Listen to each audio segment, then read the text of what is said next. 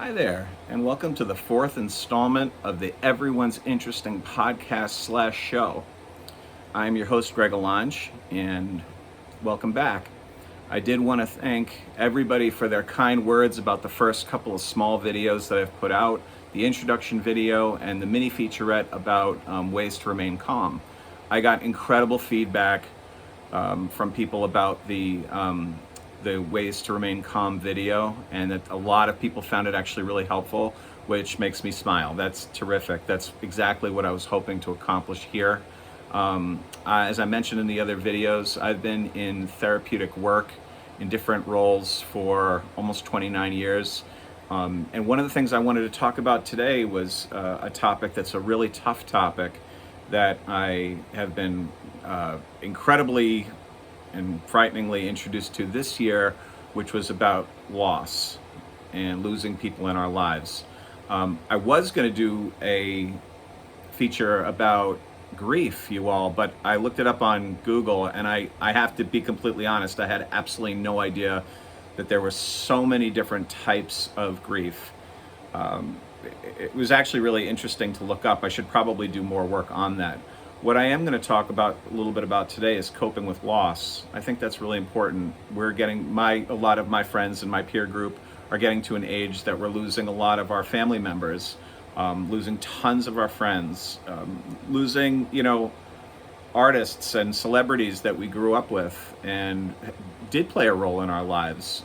We recently lost Ozzy Osbourne, who was arguably one of the most important celebrities slash artists probably in my life, I would think, as an influence. So what I wanted to do today was not talk so much about the different types of grief, but really talking more about coping with loss. And as with anything that we talk a lot about, there's healthy ways of coping, I think, and then there's unhealthy ways.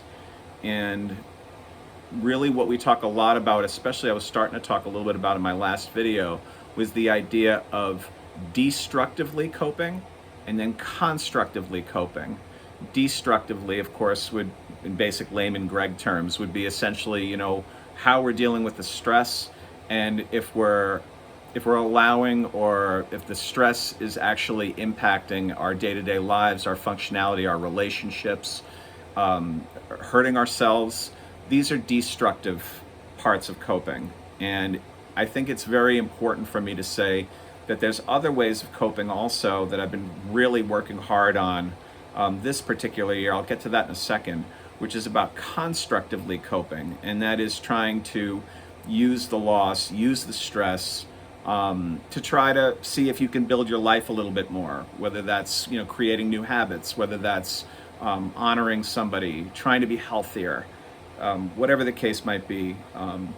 This is a very important time for me to say this year that I lost my dad, Joseph Allange, back in March of 2025.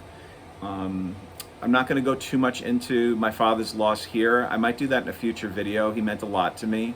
He still means a lot to me. My dad was almost 94 and a half years old. He lived a terrific life. Lots of issues towards the end of his life. Unfortunately, the last couple of years were really particularly pretty hard for him. But my dad did teach me a lot. And I do think that when we lose people, my personal way of coping is to think about the impact that this soul had on my life. Why did they cross my path? How did they cross my path while I've been on this planet? What am I going to think about when I think about them? What did I feel like their purpose was in my life? What's the legacy of this person in my life? And why were they so important that, missing them really hurts? We could go into a whole thing about how grief is also in other areas of our lives too. Losing a job, going through a divorce. I mean, there's literally a million, losing a child, God forbid. There's a million different things that we could go here direction-wise. What I do want to say is that, coming back to my other video that I did, we will have very intense emotions at times during our grieving process, our mourning process. I'm only 6 months in with my dad, but those who follow me on social media, know me personally, know I've lost an absolute ton of very important people in my life over especially the last 10 years, like just tons. been to way too many wakes, way too many funerals. But I do think that I want to bring back that, as we're going through loss, emotions are going to come and go, feelings are going to come and go. It's very, very important, like we talked so much about in the last video, to really be mindful of your hydration and making sure, again, like I said in the last video, that you're being mindful of when emotions and feelings are getting very intense. Again, this is also sometimes when adrenaline's starting to build up in our kidneys and our systems. Cortisol is pumping like crazy. So we want to always be mindful of how we're feeling. And if we're feeling like we're having a tough time, it's really, please always remember, come back to water. Something I did not mention in the last video, but I wanted to make sure I mentioned this video, was what people do tend to do, because they may be feeling a little bit depressed and sad and tired, not sleeping as well, is they may start to over-caffeinate. This is a very, very common thing. I've done it myself, you all. I'm guilty as charged. Believe me, I can say the same thing. What this does, unfortunately, is the over-caffeinating of our system does the exact reverse, you all, of what the water is supposed to do. So I always tell people when I'm working with them that you think about like cars in the 1920s, where they'd have that big winch in the front and you'd have to kind of wind it up to get the car's engine going. When we're over-caffeinating and we're in a highly escalated state due to adrenaline, cortisol, what have you, intense emotions and feelings, is the caffeine's actually winching that up even more, you all. So it's actually making it tougher to actually cope. What I would say is just a few basic things that I think have helped me a little tiny bit. I've been trying to exercise regularly as much as I can, just to get the endorphins going in your body. Remember, your endorphins when you're exercising are one of the most natural antidepressants that the body actually experiences. I cannot emphasize this enough. I should be exercising more. This is a busy time for so many people my age and in my age group. I know it's really hard when you're parenting and you've got maybe multiple kids like I do, and there's a lot going on. It's like a three-ring circus. But please make sure that you find your time to keep your body moving. That's something that I would really recommend. I have to get better at that myself. But remember, I say this to the kids and the families I work with, literally you all day long in session. We're all supposed to be working on something for ourselves. We're supposed to be working on ourselves. If you're telling me you're not working on anything, I might want to have a conversation with you at some point about figuring that out with you. Another thing that I found has been very, very helpful is processing with my friends and loved ones. I have also learned a lot in this process of my own grief and my own loss of my dad about things that people say, how to say this, and how sensitive I am to the certain things that they say, and sometimes my point to say this, you all, is that, if you want to over broadcast to everybody I've done that myself to get support online especially. I don't think there's anything wrong with that. As a matter of fact, I would actually say to you that, I find social media and especially Facebook can be kind of like, I don't know if I want to use the word toxic, but I might say that it has its own toxicities. The one thing I've always liked about Facebook, if I'm being honest, is the way people support each other when they lose a loved one, whether it be a friend, a pet, a parent, grandparents, what have you. I've always found the outpouring of support on Facebook especially particularly interesting to me. I've really, really liked that and thought it was actually one of the more useful aspects of that part of social media. So, sometimes I process just generally with my friends online, and people are always so kind for me and really thoughtful. But when I'm actually physically processing, I only have a few people that I keep it to that I really believe strongly can handle my emotions and feelings when they're intense, and and sort of can have like a deeper conversation with me about that. I think it's important. I do think it's important that we honor the people we lose. Whether it's, I'm not saying about, you have to go out and buy a headstone and you have to, find a grave site for your loved one. I'm actually not even really talking about that stuff so much. I am talking more about, what kind of rituals we can create once we've lost this person. What's making us think about this person? Again, like I said earlier in the video today, why are they important? Why are they, why did they have this impact on our road in front of us?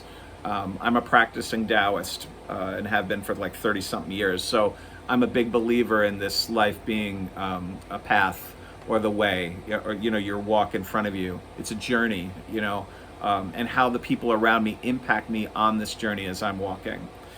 So honoring people is really, really important, whether it be by photographs, videos, please, you all, if you don't listen to one thing I say in this entire video, if there's anything I've learned from my dad's passing, is please do yourself a favor and get as much video as you can of your elders. Believe me, we all have a phone on us these days, and that means that we all have a camera, and that means that we generally all have a video camera too. So get as much video as you can. I actually wish I had more video of my dad. I feel very grateful that I have video of him. I also have voicemails that I saved from him. This may sound like a little extreme to some people, but in the end, when years pass, you want to make sure that you have memories of these people that meant so much to you. And the most important thing that I really wanted to say today, is, and I want to be very strong about the way I say this, please take your time. Do not feel pressured that you're struggling through grief. Please do not feel pressured that you're not getting better fast enough for everybody. That's a load of crap as far as I'm concerned. If there's anything I've learned in this journey, and it's only been 6 months, I've lost a lot of other things in my life this year. This has been a big year of loss for me in different arenas. But the one thing I've learned a lot about is how much love I have in my life and how much I've got special people around me who care a lot about me and want to make sure I'm doing well, which is really, really nice. But take your time. Take your time. There is absolutely no rush through grief at all. There shouldn't be. This person meant a lot to us, and that's why we're feeling the way that we're feeling. Do not feel pressured. Please, like I said, don't feel pressured to have to be rushing through your grief. Oh, so-and-so should be over this by now. That's a load of crap too. We are all different people on this planet. All of our relationships have different impacts for us. So I didn't want to make this video too long today, so I'm going to start wrapping it up. But please be good to yourself during your grief. Take your time and take good care of yourself, because with grief and loss, to me, we've taken a monstrously huge blow in our lives, to our soul. And it's important for us to take this time to really allow ourselves to pick ourselves off the ground after getting hit really hard, dust ourselves off. And you're going to go in and out, I think, as I have been for sure over these last 6 months, and I will continue to, especially as we get closer to my father's birthday, and of course the anniversary of his passing. Anniversaries are a big deal. So, please be good to yourself. Take care of yourselves. If you know someone who's lost somebody, give them space if they need it, but ask them if they actually don't want to have the space. Because a lot of times people feel awkward about bothering people, bothering people when they're mourning. I know for me, it was welcomed. Any contact I had with anybody was important. Thank you so much for spending time with us today. Please share, like, comment if you think anybody would be interested in this stuff. There's a lot of people out there suffering, and there's a lot of people out there trying to make sense of their lives and their grief. So I hope that if this helped one person, then that makes me feel great. I don't have my remote today for my camera, so I'm going to have to use my thumb to actually turn this off. But thank you so much, and I hope to see you again on here really, really soon. Thanks so much for listening. Take good care. Be well.